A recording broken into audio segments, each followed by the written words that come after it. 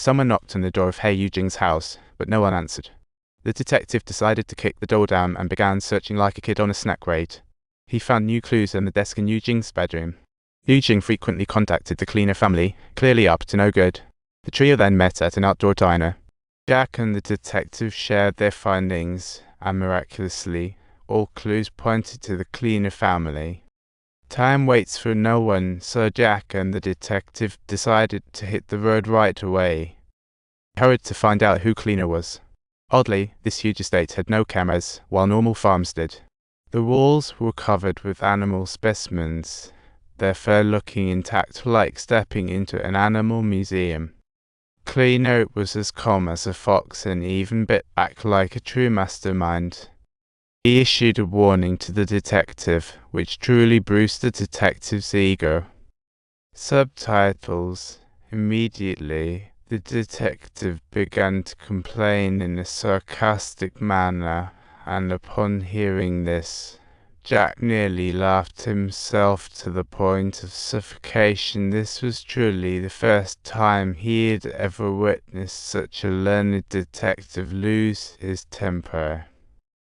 On the way back, Jack thought about the late chief and decided it was better to be cautious, so the trio moved in together at the fishing lodge and started their clueless adventures.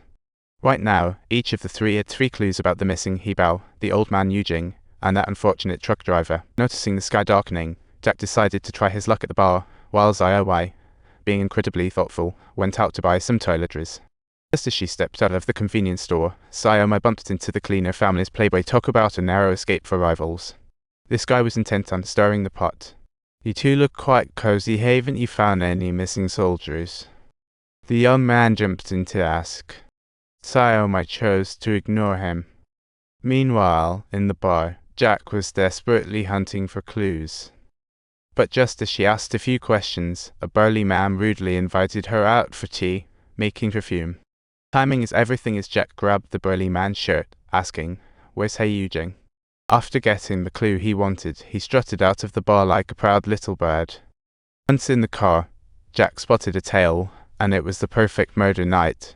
He slammed the steering wheel, throwing the follower off his trail, and soon the guy fell right into Jack's trap. After gaining distance, Jack drew his gun, opened the door, and jumped out a movie-like scene. His pursuer quickly followed, and they cautiously approached each other kind of like a thug stance off that just screamed not cool. Experienced killers have their techniques. When it comes to a hit, if the trunk's too cramped, you better break a leg first. It's a bit like Tetris hit where it protrudes. Just then, as Jack closed the door, he received a call from the detective. The detective had new findings too. Reports from the public indicated Jack's body, and yes, there were clues linking to a rental. There was a charred car in the suburbs, and judging by the model, it clearly belonged to Jack's brother. Jack deduced from the clues at the scene that the fire spread from the center, indicating it was definitely arson. To confirm further, Jack mixed ketchup and salt. Now that's a choice only a scientist could appreciate.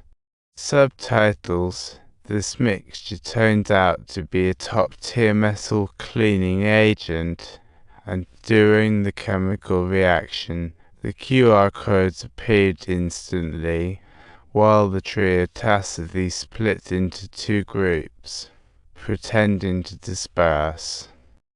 The detective handled the vehicle investigation, while Xiaomai helped Jack deal with 2 bodies. What a family reunion. When Jack opened the trunk, Xiaomai froze, and just then, she felt the urge to voice her questions. "Every time they saw me, they just wasted everything. It made me want to cry. They are wilder than just your average joywork. Cleaner's little bro's schemes backfired, only drawing them closer together."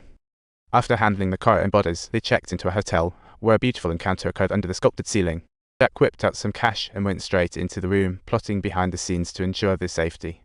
As soon as he entered, he jammed the door with a toothpick, though it was just a temporary measure that might buy them some time. Just then, he received a call from Bess. Turns out she and Chuck are an item. Jack felt quite out of the loop.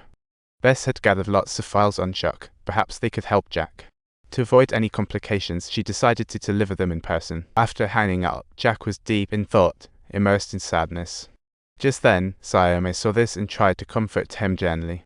At 17:26, the mixed gender relay kicked off late, but present. The next morning, so I appeared as if nothing had ever occurred, whereas Jack seemed a bit needy, just like a little bird. With the bow missing and the alert pass, they found the driver's family. Who would have thought a truck driver could be this wealthy? The woman showed no surprise at her husband's death. Turns out she already knew he was tangled up with a cleaner family. They visited a warehouse hoping to uncover evidence, but found nada. What if a lady pulls up her trousers and refuses to acknowledge anyone?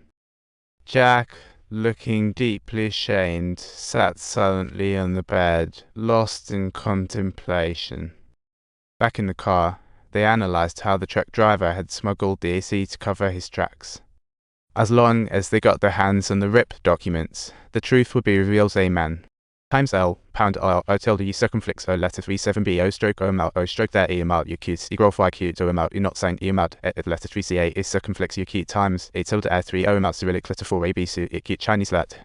Jack and Zion hurried to the hotel where Ron had stayed, hoping to grab the stuff his brother hadn't picked up, but were told someone had just checked. So I thought that this was indeed a crucial clue and was once again on the verge of missing it.